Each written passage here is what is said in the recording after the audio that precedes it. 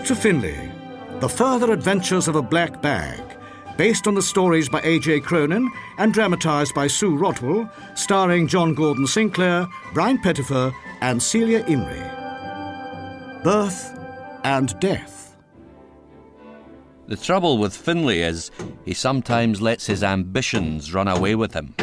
Once the doors have been closed off and the built-in cupboards pulled out, there'll be plenty of space for more bookshelves.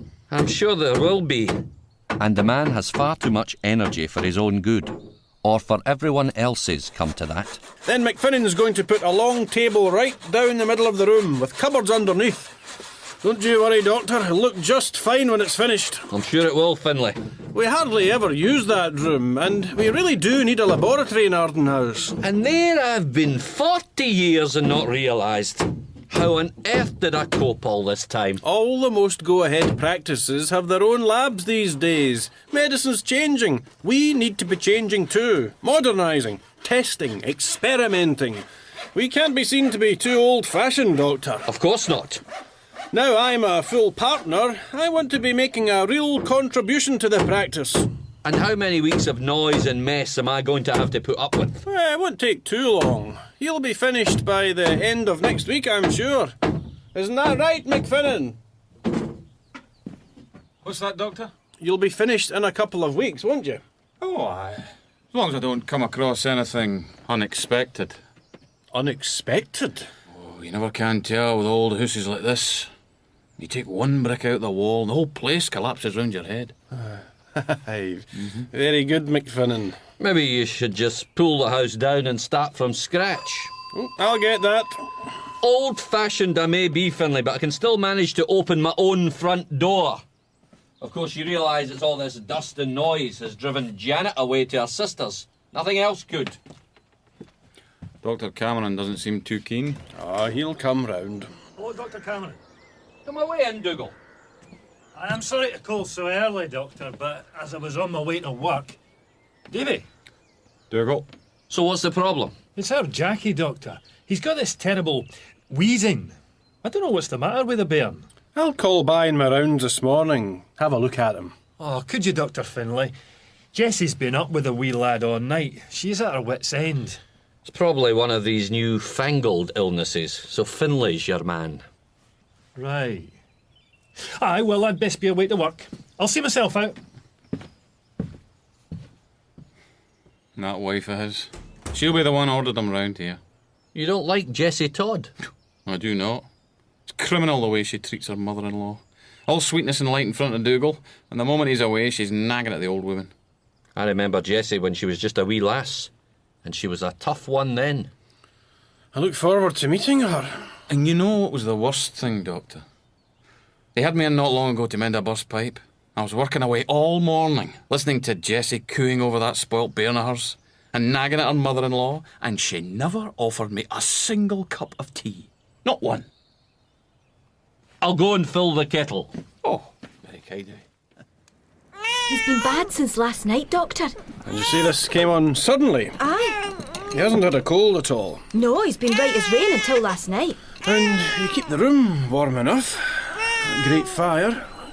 Maybe it's a bit too warm, too stuffy. I don't want him to be in a draught. No, but some fresh air won't do him any harm.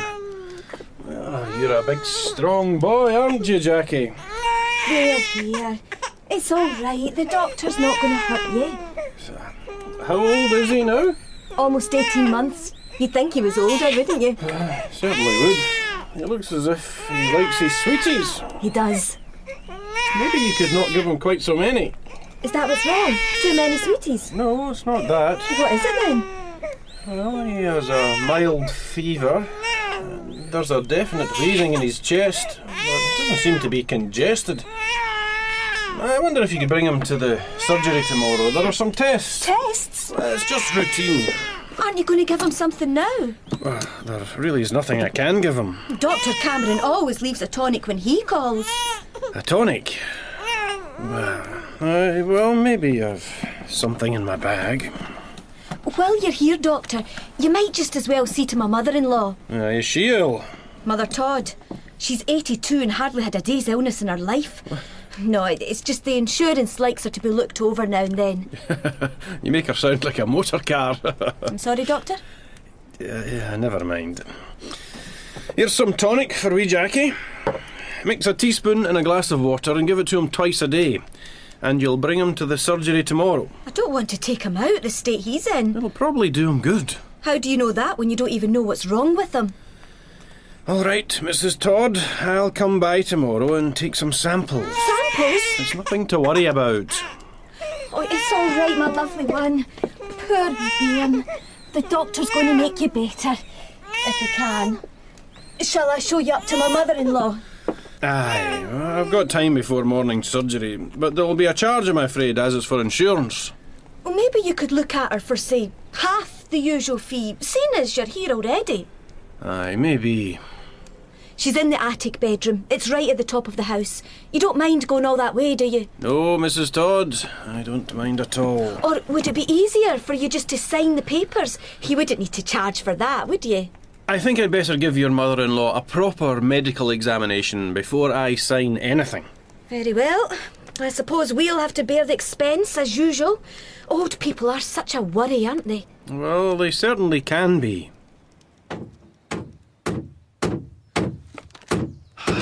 McFinnan! McFinnan! Aye, Doctor.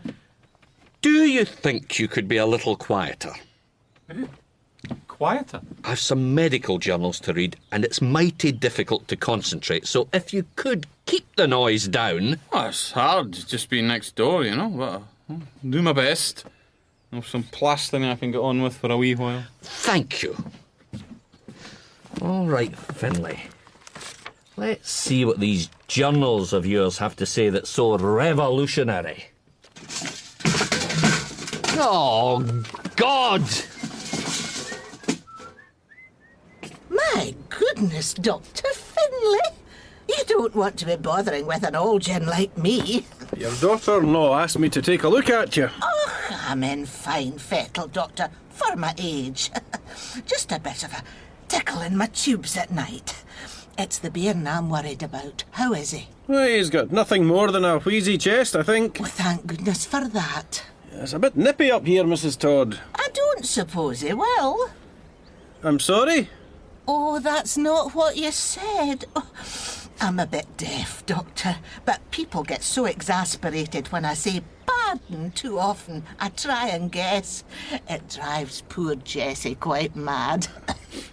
Yes, I just said it's rather chilly. You could do with a fire. It's such a bother bringing a bucket of coal all the way up here. Can your son not bring it up for you? Oh, he does. There's nothing Dougal wouldn't do for me. He's such a good son, Doctor. But I don't like to keep asking for favours. I'm enough of a burden on him and Jessie as it is. Quite sure they don't think of you as a burden. Pardon, Doctor, I didn't catch that. It was nothing important. Now, I'd like to listen to your chest. Then I'll take your blood pressure, test your reflexes, and have a look at your eyes and ears. You make me sound like a horse. Will you be wanting to count my teeth? Are they your own? They are. Maybe I will then.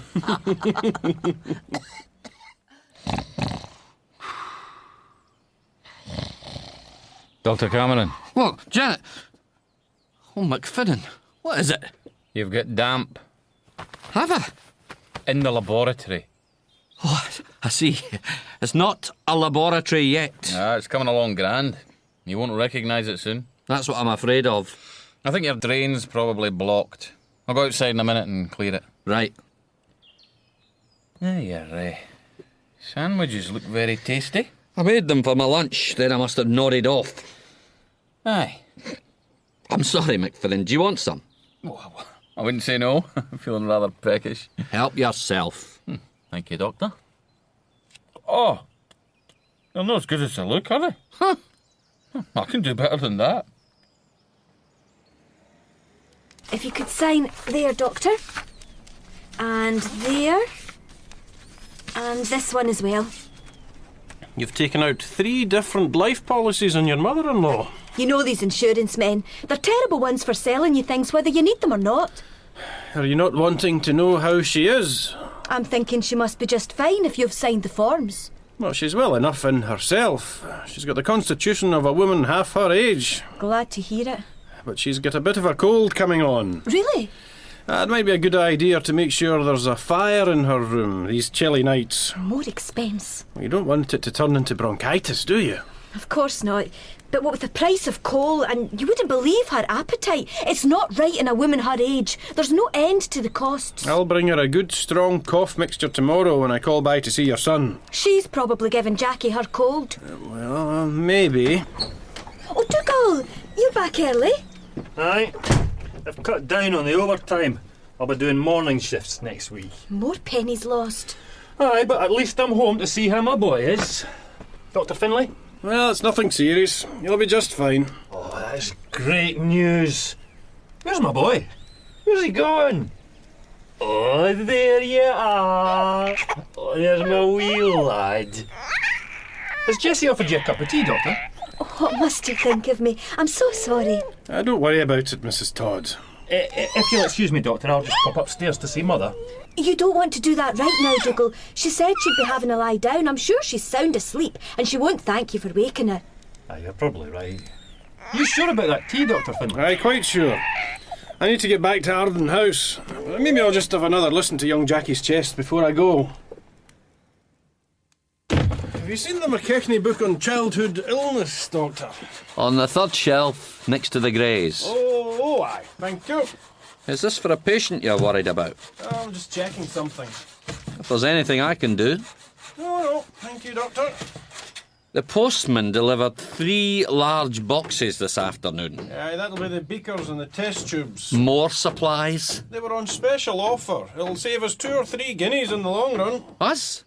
Well, it's your laboratory as well, Dr. Cameron. We are equal partners after all. Have you found what you needed in the McKechnie? I'm not sure. Is it young Jackie Todd you're worried about? Well, I'm not really worried. If you'd like to discuss the case... No, there's no need for that. Well, if I can't be of any help to you, I'll away to the garden. At least I'll get some peace and quiet there. Right you are, Doctor. Of course, it was his pride that made Finlay hold back. He was going to solve the mystery of Jackie Todd's illness without any help from an old fuddy-duddy like me. And it was my own pride that left him to it. A certain frostiness descended on Arden House. We'll need to order some more chlorodyne. I've used the last of it for old Mrs. Todd's cough mixture. Well, write it in the book. I have. Just thought I'd mention it. I'm perfectly capable of reading an order book, Finlay. Of course. I've been doing it for more than 40 years. I know. Experience counts for something. Certainly. So long as it doesn't lead to complacency, of course. Well, I'd better be off to the Todds now. He's no better, is he? He doesn't seem to be, but then he's no worse either. That's not any comfort at all. Well, I'm just going to take a sample from the back of Jackie's throat. If you just hold him still. Oh, I thought I heard you, Doctor. Get on back upstairs, Mother. I've enough to do without having to fuss over you today. I'm sorry, dear. I just wondered if I could help with the wee laddie. How could you possibly help? I've brought you your medicine, Mrs. Todd. Oh, thank you, my dear. Oh, it looks good and thick. And strong. Should deal with that cough of yours in no time. Excuse me, Doctor, for interrupting, but I thought you'd come to see Jackie, not my mother-in-law. I can attend to both of them. No, Jess is quite right. You don't want to be bothering with me while Jackie's not well. I'll go back up the stairs. What are you doing, woman? Keep your germs away from a bear. Oh, I'm sorry, dear. It just caught me in the throat. I'll just put you back in your cot, Jackie. Don't forget your medicine. Oh, thank you, Doctor. I'll be forgetting myself one of these days. You have to take 2 teaspoonfuls of the mixture morning and evening. I've written it on the label. I will. Thank you, Dr. Finlay. Do you really have to treat your mother-in-law so hard, Mrs. Todd? What would you know about it, Doctor? Well, just what I see with my own eyes. She seems a good enough soul. Are you married? No, So you don't have a mother-in-law? I don't see what that's got to do with anything. That woman came to live with us the day I married Dougal, and she's still here 5 years later. This cough of hers is the first bit of bad health she's had since I've known her. Isn't that a good thing? Maybe. You almost sound pleased that she's ill. I'd ask you to mind your own business. It would be my business, Mrs. Todd, if I thought your mother-in-law was being deliberately neglected. What are you suggesting? Nothing at all, but thanks to you, she's a patient of mine now, and I have certain responsibilities towards her. My poor wee Jackie's your responsibility, Doctor. You should be doing something for him if you're expecting a fee from me. Well, once I've had a look at this sample under the microscope, I'm sure I'll know exactly what's ailing your son. Do you mind if I set up my microscope on your desk, Doctor? There's a better light source here. You go right ahead, Finlay, if it'll help you find out what's wrong with young Jackie Todd. You've not diagnosed his trouble yet. Not yet, but I have a few ideas. Oh, yes. It's not congestion. No? I thought maybe it was acute oedema of the lung, but the whistling's too dry, too shrill for that. So you know what it isn't, but not what it might be. I'm thinking it could be pneumothorax. Or there might be an infection. Is there any sign of bacteria in that sample of yours? Well, it's hard to make out under this lighting. Maybe you can't see anything because there's nothing to see. Maybe young Jackie has something you've not yet come across, Finlay. It's impossible to work in these Victorian conditions. That's why we need a laboratory. But we won't get one if McFinnan keeps on going home early like this. He hasn't exactly gone home. So where is he? Here we are, Dr. Cameron. It's fine. Dr. Finlay? I didn't know you were back. I'll get another cup. What is going on? Shortbread and pancakes. Shortbread and pancakes? Why isn't the man sawing and hammering and doing what he's supposed to be doing? Here we are, Doctor. Oh, shall I pour or will you? McFinnan, you haven't built half the cupboards yet. There's wallpaper to be put up. The ceiling needs painting, and Janet's back in a couple of days. We're supposed to be finished before she comes through that door, or there'll be hell to pay. Oh, I'm sorry, Doctor. I didn't think you'd begrudge me my tea. Well, of course not, but I thought you'd be drinking it, not baking it. Oh, well, I'll get straight back to work. Well, you might as well have it as it's here. No. I wouldn't dream of it, Doctor. Well, I'm not being unreasonable, am I? You, Finlay, unreasonable. Oh well, back to bread and cheese. I can't say this put me in a better temper with Finlay, and he was no more enamoured of me. I could see he was really worried about young Jackie Todd, but neither of us was willing to make the first move. In fact, we might never have repaired the damage between us if it hadn't been for some sad news. Dougal! Dr. Cameron, will you please come? What is it, man? It's Mother. She's dead. I went up to see her this morning, and there she was, dead. Will you come? Of course. McFinnan! Yes, Doctor. Dougal's mother's just died. When Dr. Finlay gets back, you can tell him I've had to go out on a call. You've no need to mention exactly where it is I've gone. I'll do my best, Doctor. Come along, Dougal. Let's get you home. Oh, who's that now? All right. Can't a man get on with his work? Hello, Arden House? Oh, Janet. Ah, yes, Davy. That's right. Oh, yes, almost done. Just the ceiling to finish now. Are you? A day early? Oh, really? You can't stand another minute with her, then? No, I remember your sister from school. Aye, she was. I'll tell the doctors you'll be back this afternoon. Goodbye. McFinnan? Doctor? Was that a patient on the telephone? Oh, no, I'd prefer it if you didn't make personal calls. There might be someone trying to get through with an urgent message. Whatever you say, Doctor. Was that Dr. Cameron I saw disappearing down the road? It might have been. It looked like Dougal Todd with him. Did it now? What is going on? I'm just here to do my job. As you're always telling me, Doctor.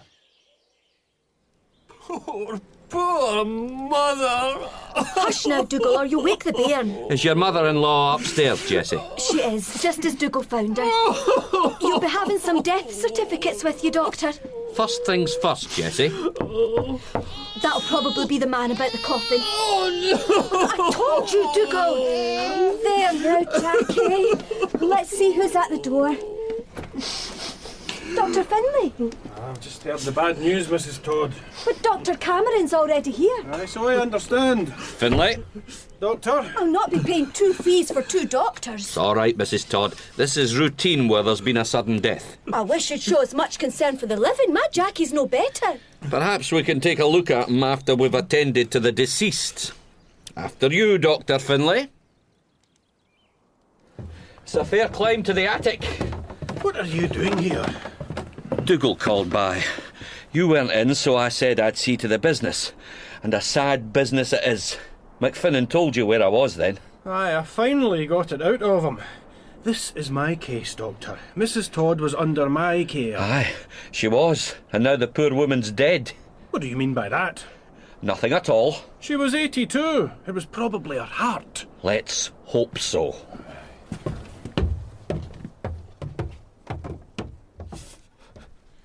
Pull yourself together, Dougal. There's 1,000 things to do. It's all my fault. How do you work that out? I neglected her. You did not. We both did our very best for your mother. She was a good age, and she had no suffering. I only hope I go the same way when it's my turn. Don't say that, Jessie. You must never leave me. I won't. We'll have years together, Dougal, and at least now we'll be able to enjoy them in comfort. What do you mean? Your mother's insurance. I suppose I should fetch out the policies. I can't be doing with such things now. Of course not. But just think what we can buy for the bairn. A brand new pram so I can be proud when I take him through town. It's what your mother would have wanted for him. And I can get those shoes now. Poor old soul. She looks peaceful enough. She does. Puts things in perspective, eh? Death, you mean? Aye. It makes other concerns seem very petty. It certainly does, Finlay. Would you open the curtains for me? Then we can have a proper look at her. Aye.